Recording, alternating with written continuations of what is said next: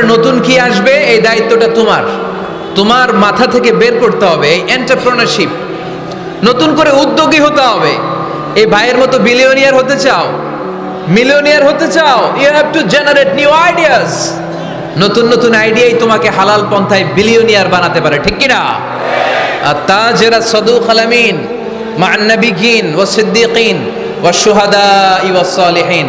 আমানতদার সত্যবাদী ব্যবসায়ী কিয়ামতের দিন নবীদের সাথে, শাহীদদের সাথে, সিদ্দীকিনদের সাথে, সৎ কর্মশীল ব্যক্তিদের সাথে দাঁড়িয়ে যাবে। চিৎকার করে পড়েন সুবহানাল্লাহ। এজন্য নতুন নতুন যত আইডিয়া আছে এগুলো আমাদের মাথা থেকে বের করতে হবে, তাহলেই আমাদের ব্যবসায় বরকত দিবে কে? সম্মানিত সুধী, তাই বলছিলাম আমরা নিজের পায়ে দাঁড়াতে চাই, আমরা কিছু করে দেখাতে চাই, আমরা স্বাবলম্বী হতে চাই। পরিশ্রম করতে হবে, পরিশ্রমের কোনো বিকল্প নেই। There is no alternative way to struggle. Struggle তোমাকে করতেই হবে। কেউ তোমার জন্য স্পেস তৈরি করে দিবে না। এই পৃথিবীতে কেউ কাউকে জায়গা দেয় না, এই পৃথিবীতে এসে জায়গা করে নিতে হয়। চিৎকার দিয়ে বলো ঠিক কিনা? হুঙ্কার দিয়ে পৃথিবীবাসীকে জানিয়ে দিতে হয় আমি এসেছি। মায়ের পেট থেকে যখন আমরা বেরোই আমরা কি বলি? ওয়াও ওয়াও বলে নিজের অস্তিত্বের জানান দেই যে আমি এসেছি, এই পৃথিবীতে আমি জায়গা করে নিতে এসেছি। Life is not a bed of roses. এই পৃথিবী ফুলের বিছানো সজ্জা নয়। এখানে কষ্ট করতে হবে, পরিশ্রম করতে হবে, ঘাম ঝরাতে হবে। পরিশ্রমের ঘামে যে লোনা পানি থাকে, ওই লোনা পানিতে জন্ম নেয় সফলতার বীজ। এজন্য পরিশ্রম করতে হবে। সব নবীরা পরিশ্রমী ছিলেন, সব নবীরা কাজ করেছেন। সূরা জুমার এই 10 নম্বর আয়াতে আল্লাহ তাআলা আমাদেরকে মোটিভেট করে শিখাতে চেয়েছেন যে স্বাবলম্বী হও, নিজের পায়ে দাঁড়াও, কাজের সময়ে কাজ, নামাজের সময়ে নামাজ। আজকে এই স্লোগানটা এই মাহফিলের শুরুতে, মাঝখানে, শেষে বারবার বলে আমরা মুখস্থ করে নিয়ে যাব। কাজের সময় সবাই বলেন নাই তো? সবাই বললে তো এই প্যান্ডেল কাঁপতে শুরু করবে। কাজের সময় এইভাবে আওয়াজ করতে হবে, পারা যাবে? নামাজের সময়, কাজের সময়, নামাজের সময়, সিনেমা দেখার সময় দেখা যাবে না? কাজের সময়, নামাজের সময়, এটা মনে থাকবে? মুখস্থ করা যাবে তো? আল্লাহ রাব্বুল ইজ্জা সূরাতুল জুমার 10 নম্বর আয়াতে মূলত আমাদেরকে এই মেসেজটাই দিতে চেয়েছেন। কাজের সময় কাজ, নামাজের সময়। ফাইযা কুদিয়াতিস সালাতু ফান্তাশিরু ফিল আরদি ওয়াবতাগু মিন ফাদলিল্লাহ ওয়াযকুরুল্লাহা কাসীরান লাআল্লাকুম তুফলিহুন। সুবহানাল্লাহ পড়েন। আল্লাহ বললেন যখন তোমাদের নামাজ শেষ হয়ে যায়, ফাইদা কুদিয়াতিস সালাতু, যখন সালাত শেষ হয়ে যায়, ফান্তাশিরু ফিল আরদি, জমিনে ছড়িয়ে পড়ো, ওয়াবতাগু মিন ফাদলিল্লাহ, আল্লাহর দেয়া ফজল তালাশ করো, রিজিক তালাশ করো, ওয়াযকুরুল্লাহা কাসীরান, আল্লাহর জিকির বেশি বেশি করো, লাআল্লাকুম তুফলিহুন, তোমাদেরকে সফল বানায়া দিবে কে? সিস্টেমটা খেয়াল করেন। ফাইদা কুদিয়াতিস সালাহ, যখন সালাত শেষ, ফান্তাশিরু ফিল আরদ, when you are done with your salah, spread out to your workplace, তোমার কাজের জায়গায় চলে যাও। নাকি মসজিদে বসে থাকবেন? নামাজ শেষে কি করতে হবে? কাজের জায়গায় চলে যেতে হবে। এটা ইসলামের নিয়ম, এটা বিশ্বনবীর সুন্নাহ, এটা আল্লাহর দেয়া পদ্ধতি। ফাইদা কুদিয়াতিস সালাতু, যখন সালাত শেষ হয়ে যাবে, ফান্তাশিরু ফিল আরদ, জমিনে ছড়িয়ে পড়ো, ওয়াবতাগু মিন ফাদলিল্লাহ, আল্লাহর রিজিক তালাশ করো। জমিনের মধ্যে আল্লাহর ফাদাল আছে, রিজিক আছে, এই রিজিকগুলো তালাশ করো। মসজিদে বসে থাকলে এই ফদল বা রিজিক কি পাওয়া যাবে? যাবে না। মসজিদে ঢুকলে রহমত পাওয়া যায়। গাজীপুরের ভাইয়েরা আওয়াজ তুলে বলেন, মসজিদে ঢুকলে কি পাওয়া যায়? এজন্য মসজিদে যখন আমরা ঢুকি, কোন পা দিয়ে ঢুকি? ডান পা দিয়ে ঢুকেই আমরা বলি আল্লাহুম্মা ফতাহলি আবওয়াবা রাহমাতিক, ও Allah open for us the door of your mercy, Allah আমাদের জন্য আপনার সব রহমতের দরজাগুলো খুলে দেন। কারণ মসজিদে ঢুকলেই রহমত দেয় কে? আর মসজিদ থেকে যখন বের হই তখন রহমত নয়, তখন পাওয়া যায় ফদল। যে ফদলের কথা আল্লাহ ইয়াতে বললেন, ওয়াবতাগু মিন ফাদলিল্লাহ। এই ফদল মানে হচ্ছে রিজিক। তাই মসজিদ থেকে যখন বেরোই কোন পা দিয়ে বেরোই আর কি দোয়া পড়ি? আওয়াজ করে বলেন, আল্লাহুম্মা ইন্নী আসআলুকা মিন ফাদলিক। মানে হে আল্লাহ, আমি আপনার কাছে আপনার ফদল চাই, রিজিক চাই। দুনিয়ার কেউ রিজিক দিতে পারে না, রিজিক দিতে পারে কে? এই রিজিক আমি আপনার কাছে চাই। আবার আল্লাহ বললেন, হুয়াল্লাযী জাআলা লাকুমুল আরদা যালুলা ফামশু ফি মানাকিবিহা ওয়া কুলু মির রিজকি ওয়া ইলাইহিন নুশুর। তিনি তো এমন সত্তা যিনি তোমাদের জন্য জমিনটারে বানিয়েছেন সাহালাতুল মাসালিক, সহজে হাঁটা যায়, চলা যায়, চারা বীজ রোপণ করা যায়, চাষাবাদ করা যায়। আল্লাহ বললেন, জমিনের আনাচে কানাচে ঘুরে বেড়াও, জমিনের মধ্যে তোমাদের জন্য রিজিক রেখে দিয়েছে কে? এই জমিনের সব জায়গায় রিজিক আছে। আপনি জমিনের পাহাড়ে যাবেন, পাহাড়েও রিজিক আছে। জানেন পাহাড়ে কি চাষ হয়? হ্যাঁ, জুম চাষ হয়। বাংলাদেশের পাহাড়ে জুম চাষ হয়, আর মালয়েশিয়ার পাহাড়গুলোতে সব চাষ হয়। মালয়েশিয়া একটা জায়গা আছে ক্যামেরুন হাইল্যান্ড, ভাই গেছিলেন নাকি? ৬,০০০ ফিট উপরে, ঠান্ডা, প্রচন্ড ঠান্ডা। আমি প্রায় যাই, ওখানকার চা বাগানের স্নিগ্ধ হাওয়া আমাকে টানে খুব, বাতাসটা খুবই ক্লিন, ভাল লাগে। ওই ক্যামেরুন হাইল্যান্ডে ৬,০০০ ফিট উপরে ওরা করেছে ফুলের বাগান, ফলের বাগান, চায়ের বাগান, স্ট্রবেরির বাগান, মধুর চাষ করে।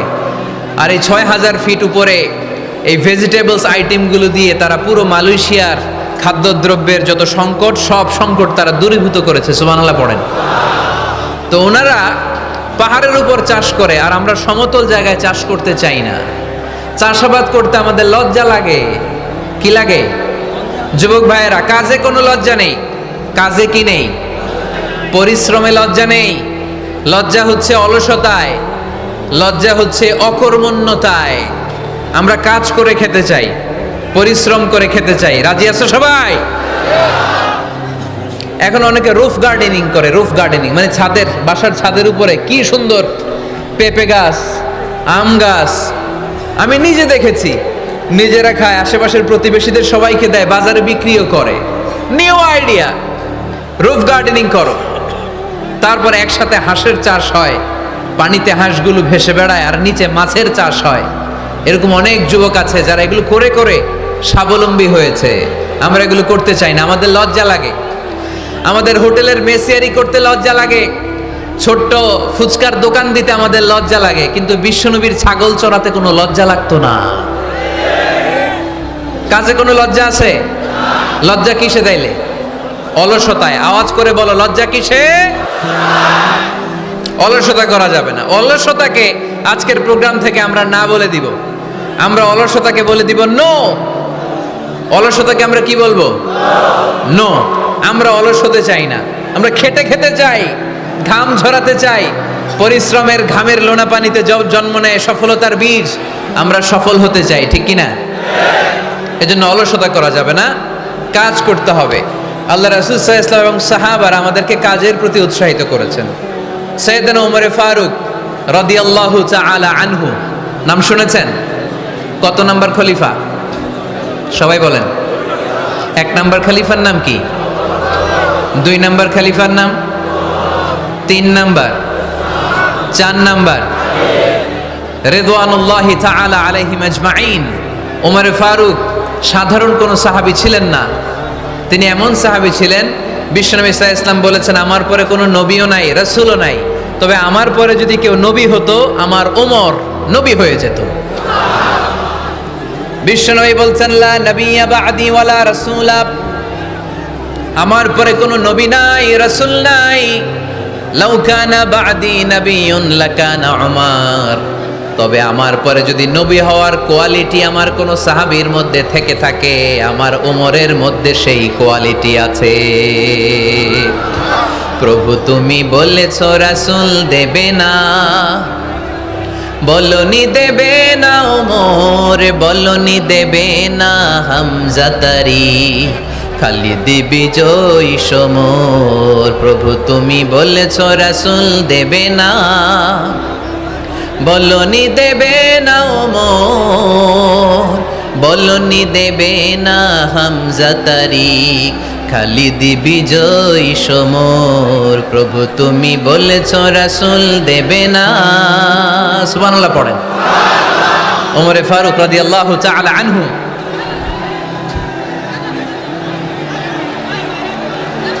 ভাইজান দোয়া করে দেই, কষ্ট হচ্ছে অনেক।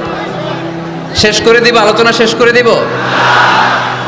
আর কয়েক মিনিট শুনবেন, শুনবেন শুনবেন তো বারবার এরকম আওয়াজ করলে কি শোনা যাবে? এই ছেলেরা, এই অডিও শোনো না তোমরা? অডিও, অডিওতে চেহারা দেখা যায় নাকি? বসো, তোমরা অডিও শুনবে, এরা ভিডিও দেখবে। বসো, আওয়াজ নাই। আমি শুরুতেই বলেছি কানগুলো খরগোশের মতো খাড়া করে শোনো। অডিও রেকর্ডের মধ্যে কি চেহারা দেখা যায়? এখানে যারা দেখতে পান ওই দিকে থাকে, ওই যে ওখানে প্রজেক্টর আছে, আওয়াজ করা যাবে না। আলোচনার মাঝখানে বক্তাকে এত ডিস্টার্ব করলে বক্তা তার আলোচনার ফ্লো হারিয়ে ফেলে। সে কি বলছিল এটা সে ভুলে যায়। সে মাথার মধ্যে কি কি পয়েন্টস, কি কি মেসেজগুলো শেয়ার করার জন্য সে আগাচ্ছিল এটা সে ভুলে যায়। এজন্য আর কয়েক মিনিট কথা বলবো, আর কষ্ট দিব না আপনাদেরকে, একটু চুপ থাকবেন। দ্বিতীয় খলিফার নাম কি ছিল? সবাই বলেন কি নাম? সাইয়েদনা ওমর ফারুক রাদিয়াল্লাহু তাআলা আনহু। ওনারে মুনাফিকরা খুব ভয় পেত। কারা? মুনাফিক চিনেন তো? ভিতরে এক বাইরে আরেক, তার নাম? সবাই বলেন ভিতরে এক বাইরে আরেক, তার নাম মুনাফিক।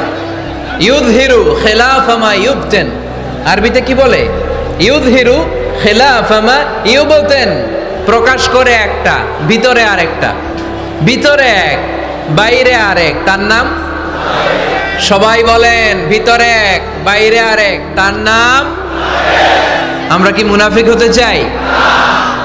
এরা যখন যে সুবিধাজনক অবস্থানে থাকে তখন তার সাথে থাকে। ডান দিকে যে বলে আপনি ভালো, আমি আপনার দলের লোক।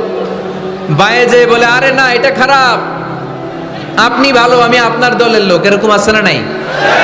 যখন যে ক্ষমতায় তখন তারে তেল মারে। যেদিকে বৃষ্টি আর তুফান ওইদিকে ছাতা ধরে। আছে না নাই? বাংলাদেশে একটা গান চলছিল কিছুদিন, শুনতাম, মধু হই হই বিষ হাবাইলা। সূরাতুল মুনাফিকুনের তাফসীর বোঝানোর জন্য এটা আমার জন্য খুব সহজ ছিল। মধু হই হই বিষ হাবাইলা। বলে মধু, বলে কি? বাটির মধ্যে নিয়ে আসছে, বলে এটা মধু, বলে কি? আসলে এটা কি? জোরে বলেন। আমরা কি মুনাফিক হতে চাই? না। আমরা কি হতে চাই? মুনাফিকরা হচ্ছে এদিকেও যায় না আবার ওদিকেও যায় না, মুযাবযাবিন। They all the time long in dilemma. They don't know where to go. They don't know where to proceed. কোন দিকে যাবে জানে না, ডানেও না বায়েও না। নেহি এদার নেহি ওদার, দারমিয়ান মে সাদার বাদার। এরকম আছে না? উপর দিয়া ফিটফাট, ভিতর দিয়া সদরঘাট। সদরঘাট এখনো ফিটফাট হয় নাই। তো এই মুনাফিকের অবস্থা হচ্ছে উপরে ফিটফাট, ভিতরে সদরঘাট। আমরা কি মুনাফিক হতে চাই? কি হতে চাই? মুমিন হতে চাই। এই মুনাফিকের দলগুলো মদিনাতুল মুনাওয়ারাতে ওমরে ফারুককে খুব ভয় পেত। ওমরে ফারুককে দেখলে তারা থারথার করে কাঁপতো। শুধু মুনাফিকরাই নয়, খোদ ইবলিস শয়তানও সাইয়েদনা ওমরে ফারুককে দেখলে ভয় পেত। আমরা আমাদের ছেলে মেয়েদেরকে যদি খাবার না খায় আমরা কি বলি? আম্মু খাবার খাও। কি আসবে? ভূত আসবে, বিড়াল আসবে, বাঘ আসবে। এগুলো গাজীপুরে বলে না বোধহয়। আপনাদের ছোট্ট মেয়েটা যদি রাত্রে খেতে না চায় আপনারা লোকমা তুলে কি বলেন? এই তাড়াতাড়ি খাও, কি আসবে?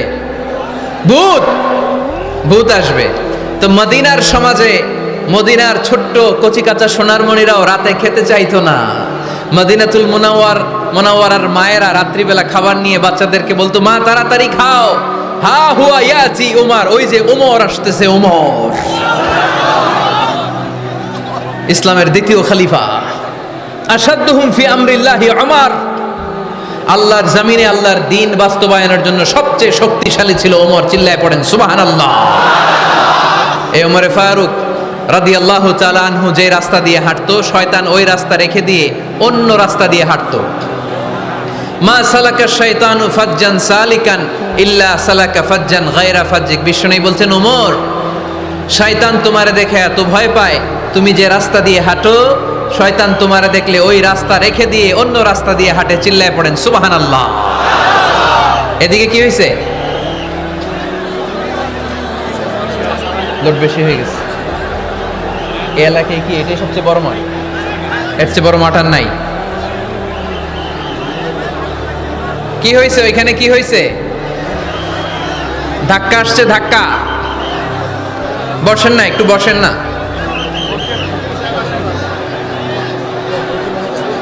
মন্ত্রী মহোদয় আসছে?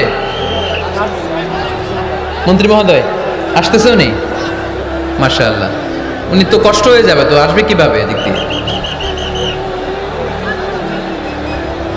একটু জিকির করি লা ইলাহা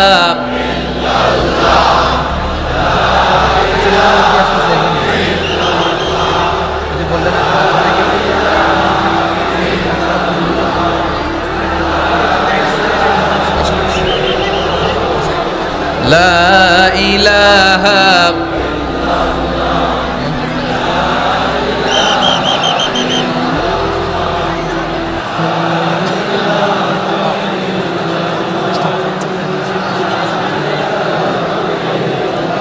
সুবহানাল্লাহ আলহামদুলিল্লাহ লা ইলাহা ইল্লাল্লাহ সুবহানাল্লাহ।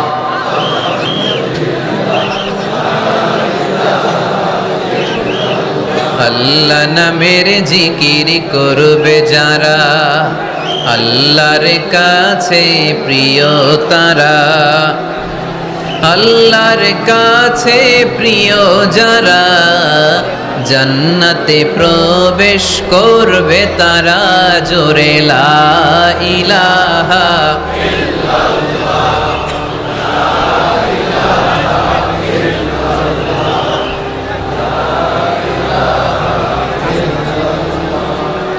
লা ইলাহা ইল্লাল্লাহ লা ইলাহা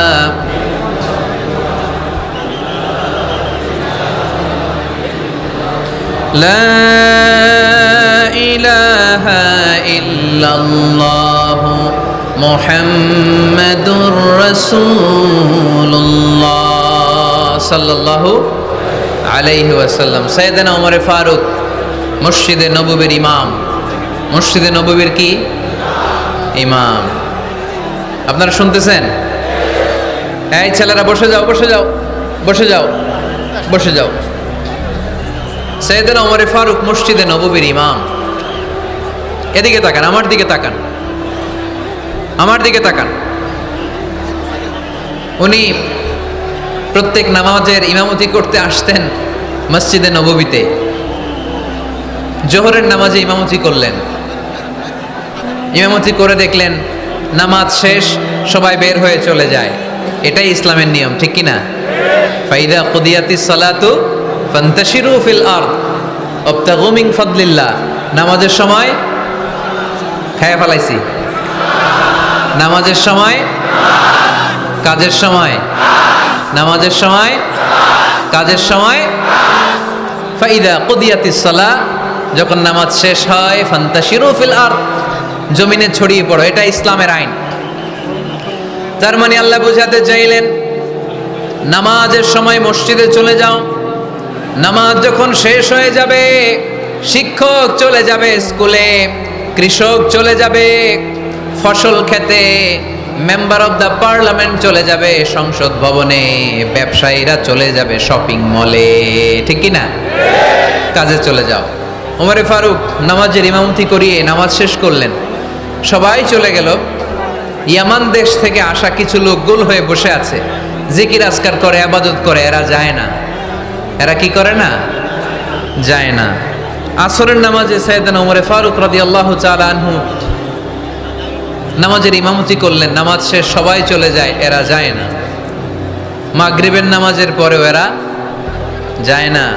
এশার সালাতের পরেও এরা যায় না। এশার পরে উনি ধরলেন, মা বালুকুম মা খাতবুকুম, হোয়াটস রং উইথ ইউ ম্যান, তোমাদের কি সমস্যা? জোহর, আসর, মাগরিব, এশা প্রত্যেক সালাতের পরে সবাই যার যার কাজে চলে যায়, তোমরা যে যাও না, বাড়ি কই? বলি ইয়ামান। তো বসে থাকো কেন? কি করো? কয় জিকির করি। কি করি? কি করি? জিকির আজকার করি, তাসবিহ তাহলিল পড়ি, ইবাদত করি। তো তোমরা যে যাও না, তোমাদের খাবার দেয় কে? খাবারের ব্যবস্থা হয় কোত্থেকে?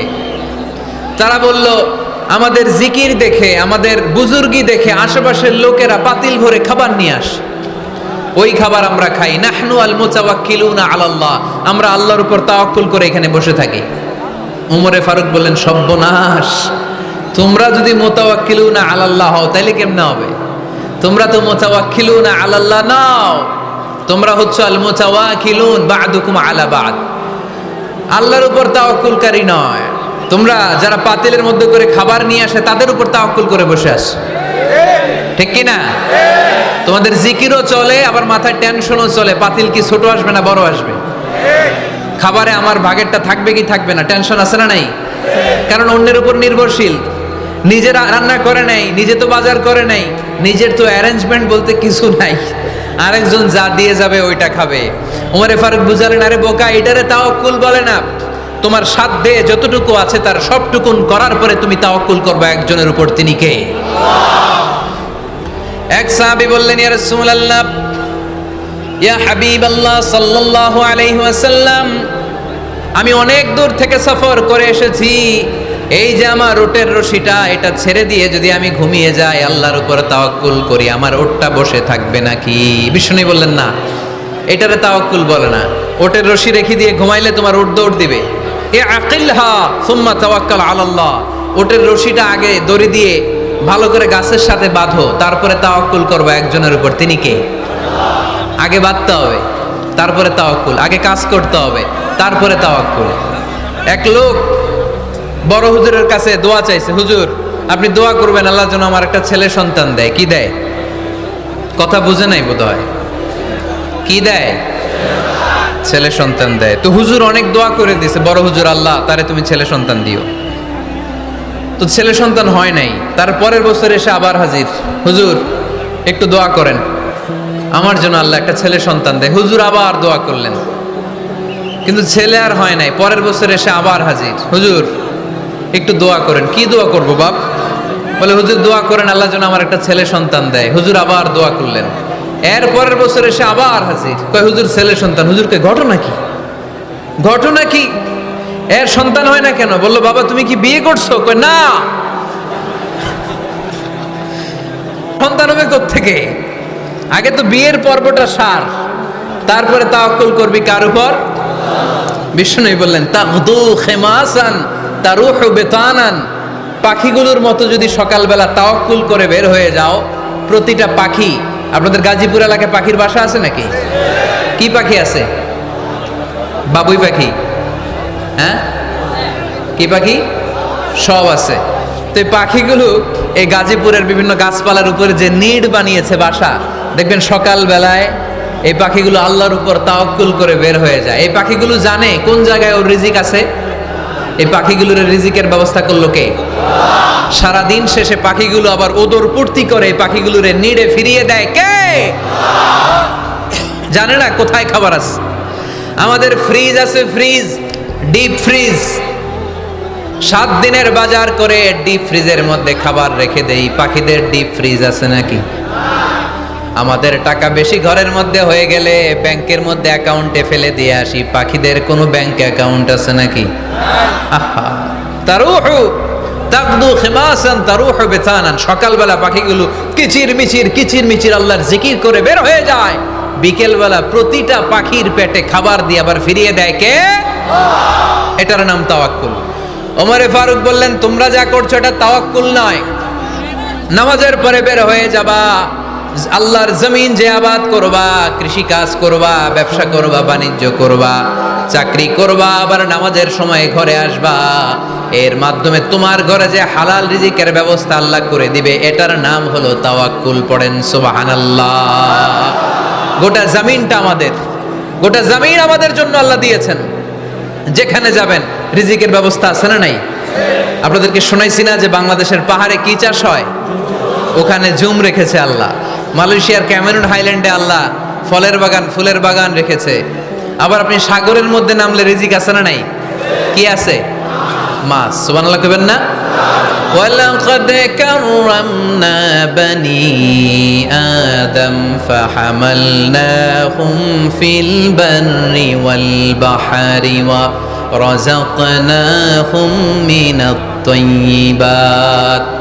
রব্বুল আলামিন বলেন, আমি পুরো বনি আদমকে সম্মানিত করেছি, জলে স্থলে সব জায়গায় মানব জাতিকে বিচরণের সুযোগ করে দিয়েছি, আর মানুষের জন্য আমি আল্লাহ হালাল রিজিকের ব্যবস্থা করেছি। সুবহানাল্লাহ পড়েন। হালাল রিজিকের ব্যবস্থা আল্লাহ করেছেন। এজন্য everyone should be energetic, everyone should be active. আমাদেরকে অ্যাক্টিভ হতে হবে, এনার্জেটিক হতে হবে। শ্রম করে করে, কষ্ট করে করে আমাদেরকে আগাতে হবে। স্রষ্টা আমাদেরকে একটা যুদ্ধে ঠেলে দিয়েছেন, সংগ্রাম করে করে আমাদেরকে বেঁচে থাকতে হয়, ঠিক কিনা? এই জমিনে যখন আমরা এসেছি তখনই আমি সংগ্রাম করেছি।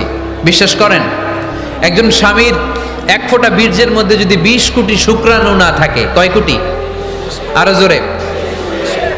20 কোটি শুক্রাণু যদি না থাকে, 20 কোটি বা 2 কোটি শুক্রাণু যদি না থাকে, তাহলে ওই শুক্রাণু থেকে কোনো মানব সন্তান মায়ের পেটে জন্ম নেয় না। তাহলে চিন্তা করেন, ওই 20 কোটি শুক্রাণুর মধ্যে আমি একটা শুক্রাণু, ঠিক কিনা? এতগুলো শুক্রাণু ডিম্বাণুকে আঘাত করে অ্যাক্টিভ হতে চেয়েছিল, ওই 2 কোটির মধ্যে বাকি সবগুলোরে হারিয়ে চ্যাম্পিয়ন হয়েছিলাম সেদিন মায়ের গর্ভে আমি। চিল্লায় বলো ঠিক কিনা? সেদিন আমার হাত ছিল না, সেদিন আমার পা ছিল না, আমার চোখ ছিল না, আমার রেসপিরেটরি সিস্টেম ছিল না, আমার ব্রেন সচল ছিল না, আমার মামা ছিল না, আমার দাদা ছিল না, আমার গায়ে শক্তি ছিল না। ওই কঠিন পরীক্ষায় যদি 2 কোটি কম্পিটিটরকে আমি হারিয়ে বিজয় লাভ করতে পারি, এই জমিনের বুকেও আমার কেউ হারাতে পারবে না। চিল্লায় বলো ঠিক কিনা? আমরা এসেছি বিশ্বকে জয় করার জন্য, জয় করার জন্য। আবার যখন মায়ের পেট থেকে বের হই তখনও আমাকে সংগ্রাম করে বেরোতে হয়। এইখানে তোমরা আমার ছোট্ট সোনামণিরা সিজারে হইছো কারা কারা? দেখি সিজারে, যে হুজুর আমি সিজারে পৃথিবীতে এসেছি। হাত তোলো। কয়েকজন হাত তুলছে, মাশাআল্লাহ। ঠিক আছে, অসুবিধা নেই, হাত নামাও। এটা একটা প্রাকৃতিক নিয়ম। মায়ের পেট থেকে পৃথিবীতে আমরা এভাবে আসি। কেউ প্রাকৃতিক পদ্ধতিতে আসি, কেউ সিজারে আসি। যারা সিজারে আসছে তারা এই কষ্টটা সহ্য করে নাই, তাদের অন্য ধরনের স্ট্রাগল পৃথিবীতে আসার পরে। কিন্তু আমরা যারা নর্মাল প্রসেসে এসেছি সেই সময়টার কথা খেয়াল করেন। আমাদের দেহের সাইজ অনেক বড়, আমাদের ওজন অনেক বেশি, কিন্তু আমাদের মায়ের যেই অঙ্গটা দিয়ে আমরা পৃথিবীতে এসেছি ওই জায়গাটা বড় সরু। খুব ছোট্ট একটা জায়গা দিয়ে এই বিশাল দেহ নিয়ে আমাকে সংগ্রাম করে আসতে হয়েছে, ঠিক কিনা? এবং এটা ল্যাবরেটরিক্যালি প্রুভড, সায়েন্টিফিক্যালি অ্যাটাস্টেড যে এটা একজন বাচ্চার জন্য, নবজাতক নিউ বর্ন বেবির জন্য খুবই স্বাস্থ্যকর, খুবই হেলদি। কারণ এই ছোট্ট জায়গাটা দিয়ে, মায়ের ওই ছোট্ট অঙ্গ দিয়ে আমরা যে পৃথিবীতে আসি, আমাদেরকে একটা চাপ সহ্য করতে হয়। ওই চাপের কারণে আমার নাকের ভিতরে, কানের ভিতরে যে ধরনের দূষিত গ্লিসারিন আছে, পদার্থ আছে, এগুলো সব বের হয়ে যায়। আর এই প্রচন্ড চাপটা আমাদের দেহটাকে কর্ম সহিষ্ণু হয়ে গড়ে তুলতে সাহায্য করে। কোন সুবহানাল্লাহ। নিয়ে আসেন এখানে, নিয়ে আসেন শেষের দিকে। এফিডেভিট নাই, পরে হবে। তাহলে আপনারা দায়িত্ব নিয়ে এফিডেভিট করবেন, শুধু শাহাদা পড়বে আমার হাতে। ঠিক আছে, ফাইন। সেই দিন আমরা স্ট্রাগল করে পৃথিবীর বুকে এসেছিলাম। যেদিন মায়ের পেট থেকে যুদ্ধ করে আমাকে পৃথিবীতে আসতে হয়েছে, ওই দিন আমার কান ছিল? এখনকার মতো কানের শক্তি ছিল? এখন যে হাতে শক্তি, ওই শক্তি ছিল?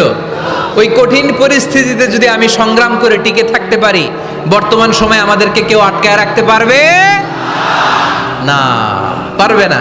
ইন্নাকা কাদিহুন ইলা রাব্বিকা কাদাহান ফামুলাকি। আল্লাহ বললেন, ও বনি আদম, তোমাকে কষ্ট করতে করতে আমার কাছে আসতে হবে। আবার আল্লাহ বললেন, লাকাদ খালাকনাল ইনসানা ফি কাবাদ। আমি বনি আদমকে, দুনিয়ার সবগুলো মানুষকে কর্মসহিষ্ণু করে তৈরি করেছি। সুবহানাল্লাহ বলেন। কর্মসহিষ্ণু। আমাদের এক একজন মানুষ যে আমরা কতটা কষ্ট আর ধৈর্য সহ্য করতে পারি আপনি কল্পনাও করতে পারবেন না। নর্মাল প্রসেসে আমাদের মা যেদিন আমাদেরকে ডেলিভারি দিয়েছিলেন তখন আমাদের মা 57 ইউনিট প্লাস। সুস্থ মানুষ ব্যথা সহ্য করতে পারে 45 ইউনিট। কত ইউনিট? কিন্তু আমাদের মা যেদিন আমাদেরকে দুনিয়ার বুকে এনেছিলেন সেদিন আমার মা, আপনার মা ব্যথা সহ্য করেছিল 57 ইউনিট প্লাস, 57 ইউনিটেরও বেশি। এই ব্যথাটা সাধারণ কোনো ব্যথা নয়। একটা অ্যাক্সিডেন্টে আপনার দেহের 20টা হাড় বা হাড্ডি ভেঙে গেলে যত ব্যথা তার চেয়েও বেশি ব্যথা আমার মা সহ্য করেছিলেন। আমার মাকে ওই দিন এই ব্যথাগুলো সহ্য করার তৌফিক দিয়েছিলেন কে? তাহলে কি পরিমাণে কষ্ট সহিষ্ণুতার, কর্ম সহিষ্ণুতা নিয়ে যে আমরা জন্মাই আমাদের কোনো ধারণাই নাই। এজন্য আমি প্রায় বলি, ছেলে মেয়েদেরকে, সন্তানকে ননির পুতুল করে গড়ে তুলবেন না। ছেলে মেয়েদেরকে কষ্ট সহিষ্ণু করে গড়ে তোলেন। প্রতিকূল পরিবেশে কি করে নিজের অস্তিত্ব জানান দিতে হয় এমন করে আমরা আমাদের মুসলমান সন্তানদেরকে গড়ে তুলবো। চিল্লায় বলেন ঠিক কিনা? লাকাদ খালাকনাল ইনসানা ফি কাবাদ। আমি মানুষকে দুঃখ কষ্টের মধ্যে তৈরি করেছি। আসসালামু আলাইকুম। আল্লাহ আছে, আপনার সাথে ফোনে কথা হয়েছিল। মোহতারামকে একটা চেয়ার দেন। আছে? দেন দেন, ছোট্ট কি আছে? আলহামদুলিল্লাহ, আপনাদের এলাকার, আপনাদের মা ও মাটির সন্তান, গণমানুষের নেতা, মুক্তিযুদ্ধ বিষয়ক মন্ত্রণালয়ের মাননীয় মন্ত্রী মহোদয় আ.ক.ম মুজাম্মেল হক সাহেব ইতিমধ্যে আমাদের মাঝখানে এসে উপস্থিত হয়েছেন। আমরা সবাই পড়ি আলহামদুলিল্লাহ। গত রাতে ওনার সাথে ফোনে কথা হয়েছে, তো আমি ভাবিনি যে এত ব্যস্ততার মধ্য দিয়ে উনি চলে আসবেন। আপনাদের কাজেই ব্যস্ত থাকতে হয়।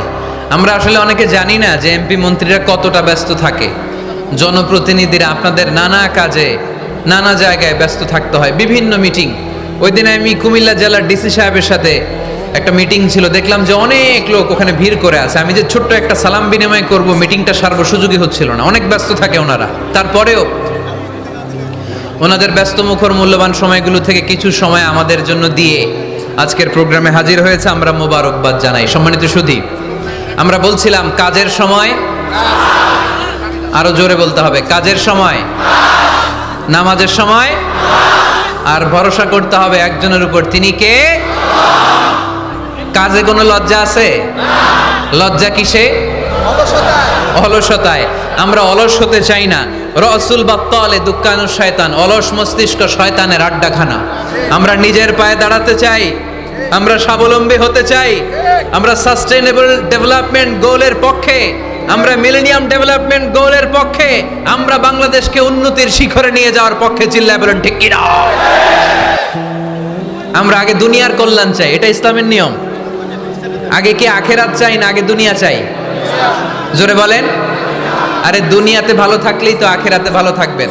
এজন্য আল্লাহ আমাদেরকে শিখালেন, পড়ো রব্বানা আতিনা ফিদ দুনিয়া হাসানা ওয়া ফিল আখিরাতি হাসানা ওয়া কিনা আযাবান নার।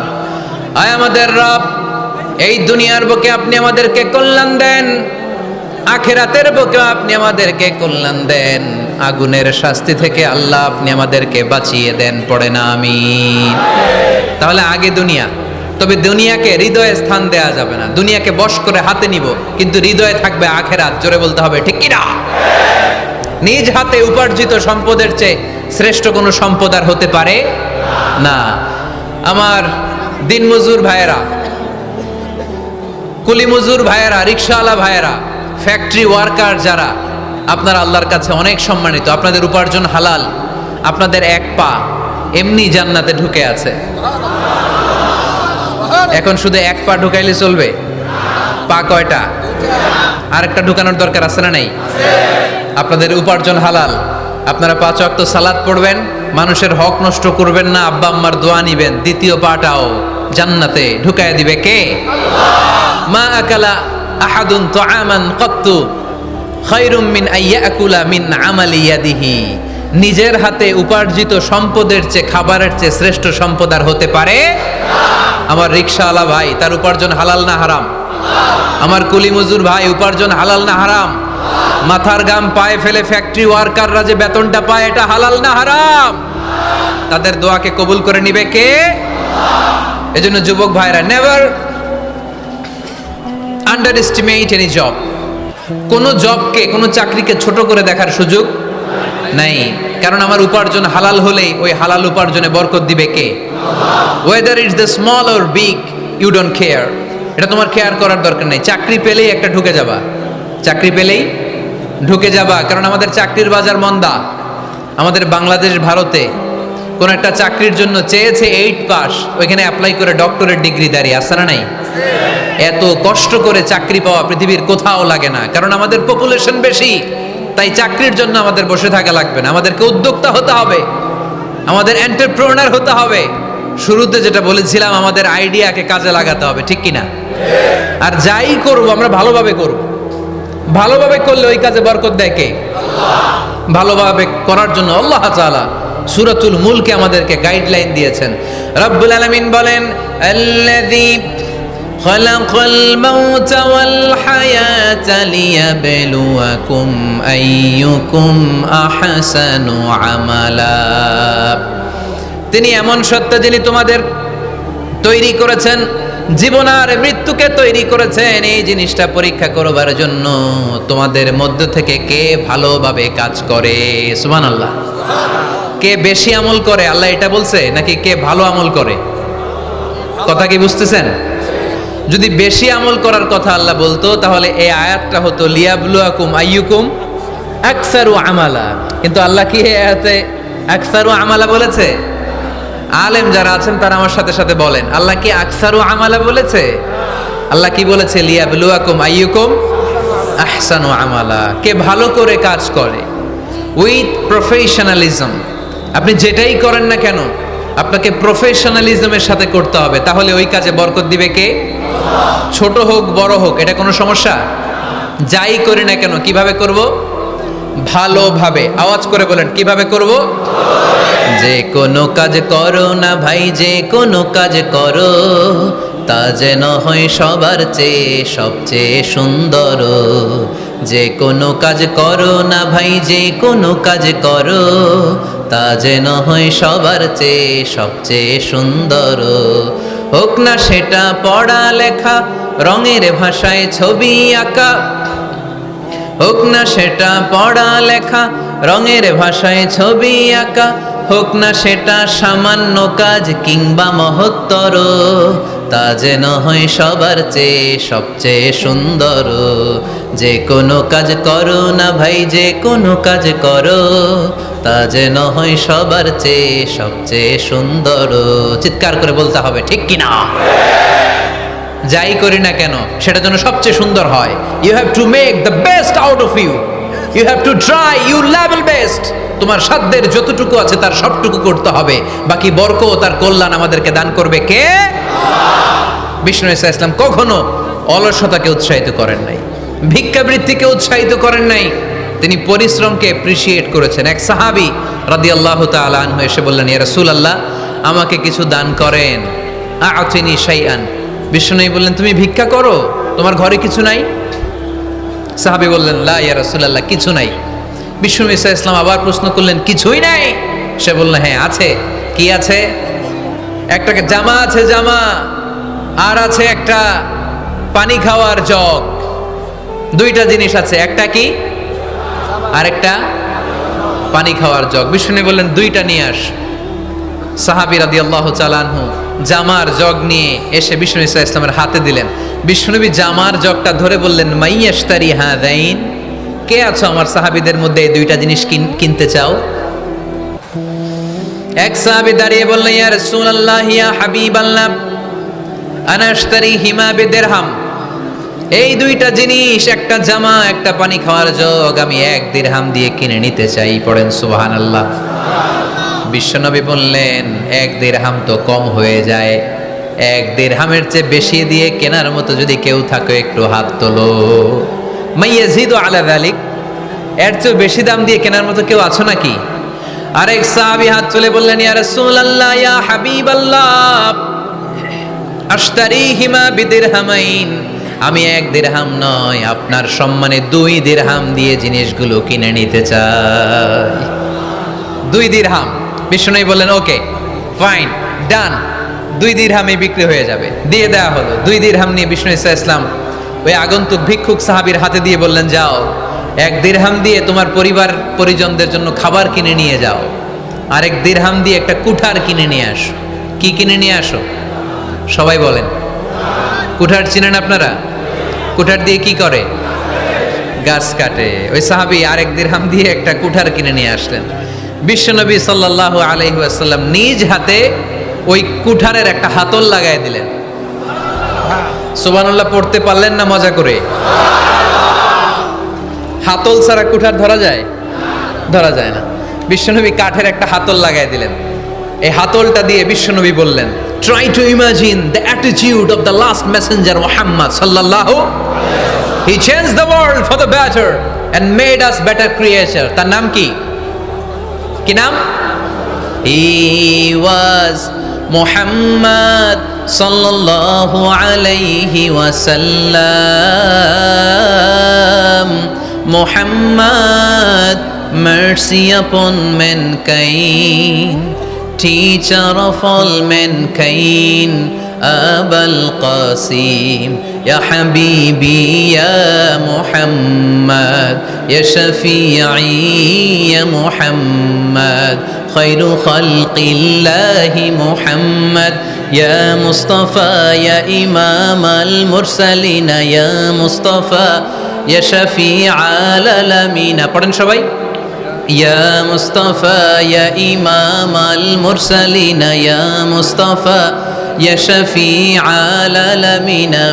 He taught us to be just and kind and to feed the poor and hungry, help the wafer and the orphan child, and to not be cruel and miserly. His speech was soft and gentle, like a mother stroking her child. His mercy and compassion were most radiant when his smile was Muhammad sallallahu alayhi wasallam. Muhammad, mercy upon mankind, teacher of all mankind, Abul Qasim, Ya Habibi, Ya Muhammad, Ya Shafi'i, Ya Muhammad, Khairu Khalqillahi Muhammad. পড়েন সবাই। Ya Mustafa, Ya Imam al-Mursalin, Ya Mustafa, Ya Shafi'al Alamin, Ya Mustafa, Ya Imam al-Mursalin, Ya Mustafa, Ya Shafi'al Alamin, Muhammad. সুবহানাল্লাহ পড়েন। He was Muhammad sallallahu alayhi wasallam. বিশ্বনবী নিজ হাতে ওই সাহাবীর কুঠারের ভেতরে একটা হাতল লাগাইয়া দিলেন। ঘটনা মনে আছে নাকি নাশিদ শুনে ভুলে গেছেন? ঘটনা মনে আছে সবার? তিনি হাতল লাগাই দিলেন আর বললেন, যাও, গায়ে শক্তি আছে, তাগড়া যুবক, এই কুঠার নিয়ে জঙ্গলে যাও, জঙ্গলে যে কাঠ কাটো, লাকড়ি বানাও, বাজারে যে বিক্রি করো। লা ইয়াহতাতিবা আহাদুকুম হাজমাতান ফি যাহরিহি খায়রুম মিন আই ইয়াসআলা আহাদান ফায়ু'তিয়াহু আও ইয়ামনাহু। যাদের গায়ে জোর আছে, শক্তি আছে, পরিশ্রম করে লাকড়ির বোঝা পিঠে নিয়ে বাজারে বিক্রি করা অনেক ভালো কারো কাছে হাত পাতার চেয়ে। কারণ তুমি হাত পাতলে লোকজন তোমারে দিতেও পারে, নাও দিতে পারে, কিন্তু পরিশ্রম কখনো বৃথা যায় না। What is the moral of the story? রাসূল সাল্লাল্লাহু আলাইহি ওয়াসাল্লামের এই প্রফেটিক স্টোরি থেকে আমাদের শিক্ষা কি? বিশ্বনবী বললেন, যাও, কাঠ কেটে নিয়ে আসো। লা উরিদু আন আরাকা 15 আইয়াম, সামনের 15 দিন আমি যেন আমার চোখ দিয়ে তোমার আমার আশেপাশে ঘুরঘুর করতে না দেখি। সাহাবী চলে গেলেন, কাঠ কাটতে আরম্ভ করলেন, বাজারে বিক্রি করতে আরম্ভ করলেন। 15 দিনের ব্যবধানে 10 দিরহাম নিয়ে বিশ্বনবীর দরবারে ওই সাহাবী হাজির হয়ে গেলেন। 10 দিরহাম নিয়ে হাজির হয়ে গেলেন। এসে বললেন, ইয়া রাসূলুল্লাহ, ইয়া হাবিবাল্লাহ, আমি আর দরিদ্র নাই, আমি আর ভিক্ষা করি না, আমি নিজের পায়ে দাঁড়িয়েছি, আমি স্বাবলম্বী হয়েছি, আমি অন্যান্য খেটে খাওয়া মানুষের মতো এখন উপার্জন করে আমার ফ্যামিলির চাহিদা মিটাই। পড়েন সুবহানাল্লাহ। What is the moral of the story? এই প্রফেটিক স্টোরি থেকে আমাদের জন্য শিক্ষা হচ্ছে, বিষ্ণু ইসা ইসলাম চাইলেই ওই 2 দিরহাম দিয়ে বলতে পারতেন যাও এটা দিয়ে খাবার কিনে খাও, দুপুরবেলা খাইতো, রাত্রেবেলা আবার জাকাতের লাইন ধরতো। কথা কন। তার মানে বিষ্ণু ইসলাম কাজের প্রতি উৎসাহিত করেছেন। 2 নম্বর লেসন বা শিক্ষা হচ্ছে বিশ্বনবী সাল্লাল্লাহু আলাইহি ওয়াসাল্লাম পার্মানেন্ট সলিউশন করে দিয়েছেন, স্থায়ী সমাধান, ঠিক কিনা? আমরা প্রায় জাকাতের শাড়ি দেই, লুঙ্গি দেই, আছে না নাই? আলহামদুলিল্লাহ আপনাদের গাজীপুরে বোধহয় এগুলো নাইটাই, এখানে নাই, আছে? যদি থেকে থাকে এই ট্র্যাডিশন আপনারা বন্ধ করবেন। জাকাতের শাড়ি বলতে কোনো শাড়ি নাই, জাকাতের লুঙ্গি বলতে কোনো লুঙ্গি নাই। কারণ জাকাতের শাড়ি আর জাকাতের লুঙ্গি যদি আপনি বিতরণ করেন আর সামান্য সয়াবিন তেল আর চাল ডাল যদি আপনি প্যাকেট করে দিয়ে দেন, তাহলে 1 মাস পরে আবার যে সে আরেক জায়গায় জাকাতের লাইনে দাঁড় হয়ে যাবে। চিল্লা এখন, ঠিক কিনা? এজন্য আপনাকে পার্মানেন্ট সলিউশনের ব্যবস্থা করতে হবে। আমি সব জায়গায় বলি যে প্রতিটি জেলার বিজনেস ম্যাগনেট যারা আছেন তারা সবাই মিলে একটা জাকাত ম্যানেজমেন্ট প্ল্যাটফর্ম গড়ে তুলুন। সেখান থেকে এমনভাবে জাকাত দিন যাতে মানুষ স্বাবলম্বী হতে পারে। স্বাবলম্বী বানানোর জন্য, দারিদ্র বিমোচনের জন্য জাকাত এসেছে, জাকাতের শাড়ি লুঙ্গি বিতরণের জন্য নয়। আর জাকাতের শাড়ি এত পাতলা, মশারি কি পাতলা, এর চেয়েও পাতলা। দেখছেন কখনো? এটারে একবার ধোয়ার পরে দ্বিতীয়বার পরা যায় না। একবার ধোয়ার পরে শাড়ির দিকে তাকাইলে শাড়ি আপনার দিকে বেশকি মেরা থাকবো। কথা বলেন, ঠিক কিনা? এইভাবে শাড়ি লুঙ্গি দেয়া যাবে? এভাবে তো শাড়ি লুঙ্গি বিতরণ করলে যারা লাইন ধরে জাকাত নিতে আসলো এই আল্লাহর বান্দাদেরকে অপমান করা হয়। আর আল্লাহ বললেন ওয়ালাকাদ কাররামনা বানি আদম, আমি পুরো বানি আদমকে সম্মানিত করেছি। ফেরেশতার সম্মান বেশি না মানুষের? বুঝে শুনে বললেন কার? তুমি মাটির আদমকে প্রথম সৃষ্টি করিয়া ঘোষণা করিয়া দিলে শ্রেষ্ঠ বলিয়া, তাই তো নূরের ফেরেশতা করে আদমকে সেজদা। সুবহানাল্লাহ পড়েন।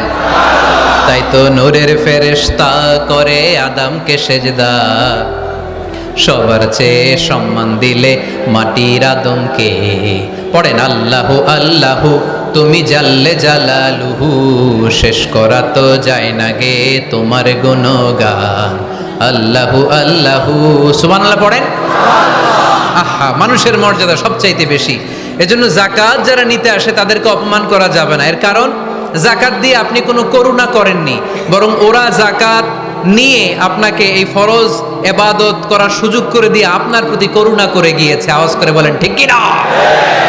অনেকে মনে করে আমি জাকাত দেই, আমি মনে হয় দয়া করছি, আমি মনে হয় করুণা করছি। আচ্ছা, যারা গরিব ওরা যদি জাকাত না নেয় ওর সমস্যা আছে? নিমুনা জাকাত। কিন্তু আমি যদি বলি দিমুনা, আমার খবর আছে না নাই? আমার জন্য দেয়া ফরজ, ওর জন্য নেয়া ফরজ না। তাই আমি দিয়ে করুণা করিনি, ও আমার কাছ থেকে জাকাত নিয়ে জাহান্নামের আগুন থেকে আমাকে বাঁচিয়ে ও আমাকে দয়া দেখিয়েছে।